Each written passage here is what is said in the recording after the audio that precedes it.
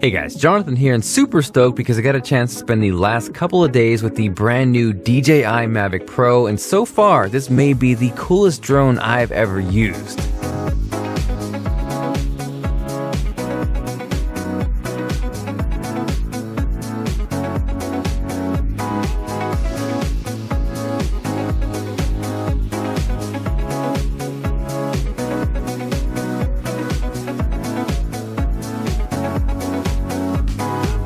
So without a doubt, the most appealing, the most attractive, and by far the most interesting thing about this is its size. It's super compact, and honestly, when folded up, it is not much bigger than an iPhone 7 Plus, which is kinda ridiculous when you put it into perspective. It only weighs about 1.6 pounds, and that combined with its small footprint makes it perfect for taking it on the go or traveling. You're easily able to fit this into a bag or a backpack, and while I probably wouldn't recommend this, if you wanted to, you could sandwich it in your pocket.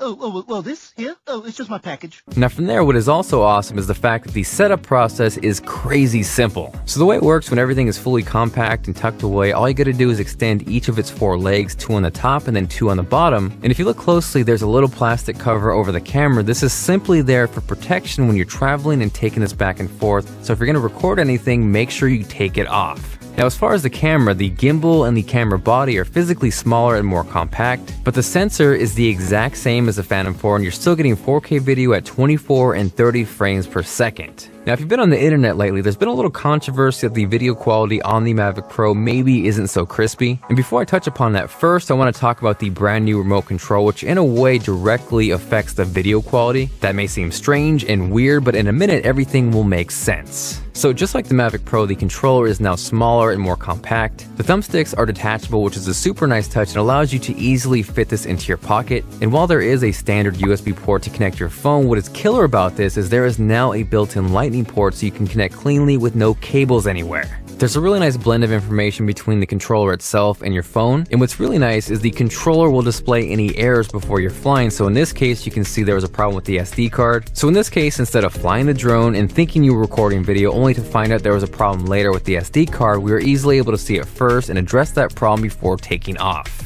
Now jumping back to the Mavic Pro for a second, if you look closely, there is a tiny switch that'll let you go back and forth between RC and Wi-Fi mode. And what that does is allows you to fly the Mavic Pro with only your phone and no remote control. Regardless though, whether you're using the phone by itself or with the controller, the single most important thing to remember before flying or recording is that there is now tap to focus. So this is actually brand new and something we hadn't seen before with DJI. It's very similar to how you pull focus on a smartphone camera, which was the idea behind it. The problem is though, is if you don't tap to focus, nothing will be in focus. So in my experience, the footage has looked really good. I will definitely say it is not as sharp as the Phantom 4, but almost in a good way. For me personally, the footage from a Phantom 4 was very similar to what Samsung cameras do to photos and the video. They're very saturated and almost over sharp, which may be a good thing depending on your preference. But in my case, I like having the flexibility of being able to tweak that in post. I also got a chance to really push the camera in 2 completely different situations. This footage right here was right around 1 p.m. with the sun beaming down as bright as it possibly could be in Southern California. Normally you would definitely want an ND with this much light, but you can see the camera actually holds up really well on the Mavic Pro. Also, the footage you're looking at here is untouched, unaltered, straight out of the Mavic Pro camera. This is the stock picture profile, which you get right out of the box. I did go ahead and get a chance to mess with D-Log mode, so you can see this is completely ungraded, super flat, and then from here you can see the difference adding a grade on top. Now opposite of the footage in the blistering bright sun, this was about 15 minutes after sundown. There was a little bit of light left, but not much. And you can definitely see some noise because we were really pushing this with light. But overall, I thought the footage looked awesome and the stabilization was fantastic. So after 48 hours, consider me impressed. Hopefully you enjoyed the video. If you did and you are feeling like being awesome, make sure you like to move it on that like button. Now, if you guys want to be featured in a video just like this, make sure you add me on Snapchat. And just look out for the next time I ask you to send me a snap. This is Jonathan, and I will catch you guys later.